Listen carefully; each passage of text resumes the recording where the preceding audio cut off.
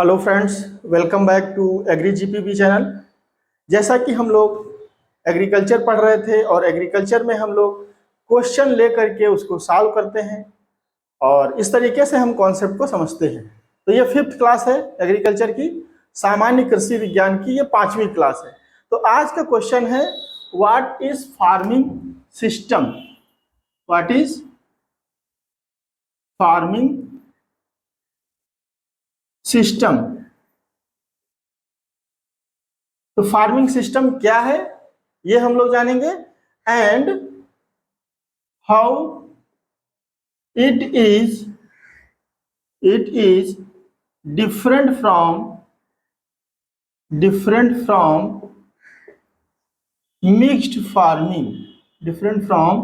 Mixed farming. तो farming system क्या है और ये मिक्स्ड फार्मिंग से किस तरीके से डिफरेंट है, ये हमको समझना है। तो देखिए, फार्मिंग सिस्टम क्या होता है कि जब हम अपनी क्रॉप को कल्टीवेट करते करते साथ में हम लोग क्या करते हैं, जैसे अदर इंटरप्राइजेज हैं, जैसे कि पोल्ट्री हो गया, एनिमल हस्बेंड्री हो गया, या फिर डक फार्मिंग हो गया, फिशरीज हो गया, इन सारी चीज़ों को जब हम करते हैं एक ही साथ में अधिक जो है मुनाफा कमाने के दृष्टिकोण से, तो उसको क्या कहते हैं, फार्मिंग सिस्टम कहते हैं।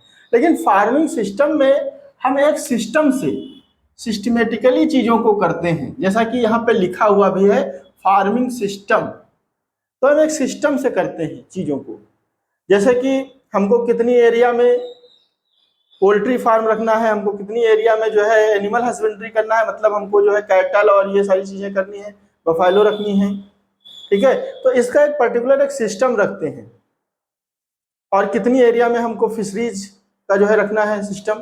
तो इस तरीके से हम क्या करते हैं, इकोलॉजिकल बैलेंस को ध्यान में रखते हुए इन सारे इंटरप्राइजेस को हम लोग जो है करते हैं। जैसे कि हमने एग्जाम्पल आपको दिया भी था कि जब हम पैडी की बात करते हैं, तो पैडी में हम लोग जैसे फिश जो है पालन कर लेते हैं, मछली पालन कर लेते हैं, या फिर हम उसमें उसी में डक जो है डाल देते हैं, तो वो भी जो है उसी में हम लोग पालन करते हैं। तो उससे क्या होता है कि जो फिश हैं उनका एक्सक्रीटा या फिर डक का एक्सक्रीटा, ये सब जो है ना, ये सब सॉइल को फर्टाइल बनाते हैं, और इससे होता क्या है, जो पैडी में जो हानिकारक जो इंसेक्ट हैं, उनके जो लार्वा हैं, इन सबको जो है जो डक हैं वो जो है खा जाते हैं। अच्छा, जब उनको खा जाते हैं तो चूंकि वो इन चीज़ों को डाइजेस्ट करते हैं, डाइजेस्ट करने के बाद एक्सक्रीटा जो है निकालते हैं। तो इस तरीके से एक साइकिल बन जाती है, और साइकिल बन करके फिर क्या होता है कि इन्वायरमेंट भी जो है पल्यूट होने से बच गया, क्योंकि हम इसमें क्या कर रहे हैं, हम उसमें जो है केमिकल का यूज नहीं कर रहे हैं, हम जो है उसको बायोलॉजिकली कंट्रोल कर रहे हैं एक हिसाब से। तो इस तरीके से एक सिस्टम बना लेते हैं, और फिर उससे हम जो है क्या करते हैं, कल्टीवेशन, अपना जैसे क्रॉप है तो उनका कल्टीवेशन करते हैं। तो इससे क्या होता है कि हमको बेनिफिट तो हो ही रहा है, आधा तो हमको मिलेगा ही, हमने केमिकल नहीं डाला, हमको जो है बहुत ज़्यादा फर्टिलाइजर की रिक्वायरमेंट नहीं है, क्योंकि एक्सक्रीटा उसमें जा रहा है, सॉइल को फर्टाइल कर रहा है। तो इस तरीके से क्या है, बैलेंस वे में जो है चीज़ों को कर रहे हैं, जिससे कि हमको केमिकल का भी एप्लीकेशन नहीं करना पड़ रहा है, और हमको जो है फर्टिलाइजर पे भी जो है डिपेंड नहीं होना पड़ रहा है। उसी में हम जैसे कि भाई वो ग्रीन मैन्योर भी लगा लेते हैं, तो उससे भी जो है सॉइल फर्टाइल हो जाता है, क्रॉप रोटेशन अपना लेते हैं। तो इस तरीके से क्या होता है कि हम जो है फार्मिंग सिस्टम में इकोलॉजिकल बैलेंस को ध्यान में रखते हैं। मेन फोकस हमारा जो है हाई यील्ड पे रहता है, हाई यील्ड हमको मिल जाए, ठीक है, हाई यील्ड हमको मिल जाए, हमको जो है मतलब बेनिफिट में मिल जाए, और साथ में हमको इकोलॉजिकल बैलेंस पे भी ध्यान देना रहता है कि भाई जो इकोलॉजी है हमारी, जो इन्वायरमेंट है हमारा, वो जो है सेफ रहे, ठीक है, हमको इस चीज पे भी ध्यान देना रहता है। तो फार्मिंग सिस्टम में ये चीजें होती हैं। जैसे कि और एग्जांपल दें तो जैसे हम देखते हैं कि हम अगर कैटल पाले हुए हैं या फिर बफेलो पाले हुए हैं, तो उससे क्या होता है, जो क्रॉप का जो रेसिड्यू है, या फिर क्रॉप जो ग्रेन हमारे काम का है, उसको हार्वेस्ट करने के बाद जो भी उसका जो है, जैसे पुआल है, भूसा है, ये सब हम क्या करते हैं भाई, एनिमल्स को जो है दे देते हैं, वो उसको खाते हैं।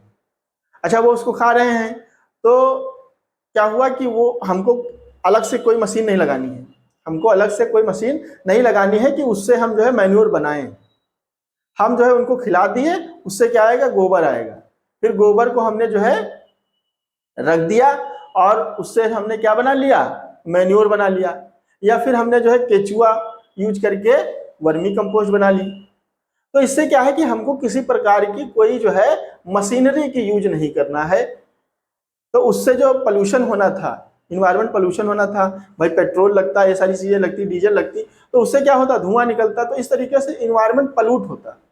लेकिन यहाँ पे किसी प्रकार का कोई पोल्यूशन नहीं हो रहा, रिसाइकलिंग सारी चीजें हो जा रही हैं। ठीक है, तो इससे क्या है कि हमको हाई यील्ड तो मिल ही रहा है और लो इनपुट पे मिल रहा है, लो इनपुट पे मिल रहा है, और इकोलॉजिकल बैलेंस भी मेंटेन हो रहा है। अच्छा, जब आप केमिकल यूज नहीं करते हो ना, तो उससे एक बेनिफिट ये भी होता है, जो केचुआ हैं ये जो है आपकी फील्ड में बढ़िया से जो है बने रहते हैं।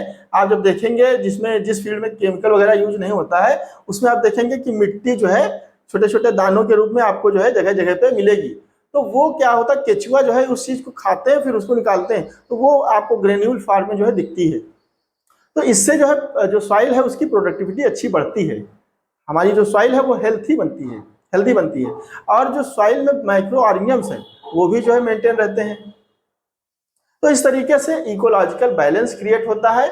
हम जो है रिड्यूस कर देते हैं केमिकल्स का और मैन्योर्स वगैरह का, ऑर्गेनिक चीज़ों का हम जो है यूज ज़्यादा करते हैं।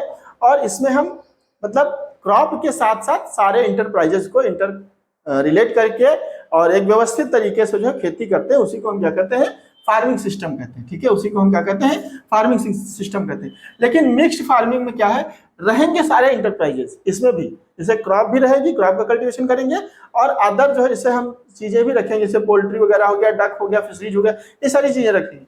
लेकिन इसमें हमारा जो मेन मकसद होता है वो जो है प्रॉफिट कमाना होता है।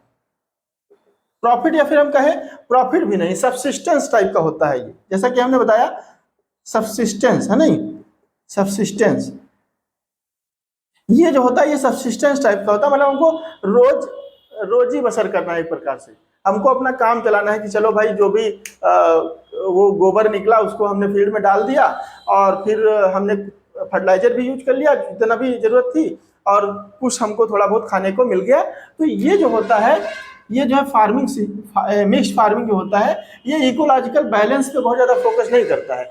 ये इस बात पे फोकस करता है कि हमको जो है खाने पीने भर का मिल जाए और हमारा काम चल जाए, कुछ हमको प्रॉफिट मिल जाए। ठीक है, तो इसमें व्यवस्थित तरीके से चीज़ों को नहीं करते हैं, करते सारे इंटरप्राइजेज हैं। मिक्स फार्मिंग का मतलब ही है कि हम सारे इंटरप्राइजेज इसमें जो है करेंगे। ठीक है, फार्मिंग का मतलब ही हुआ कि हम फार्म पे, भाई फार्म आप देखते हो, फार्म पे क्या होता है, क्रॉप होती है, क्रॉप के साथ साथ में जैसे एनिमल्स हमने जो है पाल रखा हुआ है, नहीं, तो ये सारी चीजें होती है। जहाँ पे फार्म टर्म आ जाता है, फार्म पे आप जानते हो सारी चीजें होती हैं, क्रॉप का कल्टीवेशन भी होता है, और जो है जो अदर इंटरप्राइजेज है ये भी साथ में चलते हैं साइड बाय साइड। ठीक है, लेकिन मिक्स्ड फार्मिंग में हम इन्वायरमेंटल चीज़ों को जो है या फिर इकोलॉजिकल बैलेंस को ध्यान में नहीं रखते हैं, जबकि फार्मिंग सिस्टम में हम एक सिस्टम बना के चलते हैं। फार्म तो हमारा है ही है, फार्म पे हम एक सिस्टम बना के चलते हैं ताकि जो हमको अच्छा से ज़्यादा हमको प्रॉफिट मिले, और जो नेचर है वो भी पॉल्यूट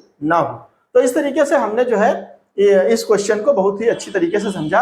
आज के लिए बस इतना ही, मिलते हैं नेक्स्ट वीडियो में। Thank you very much for listening to me.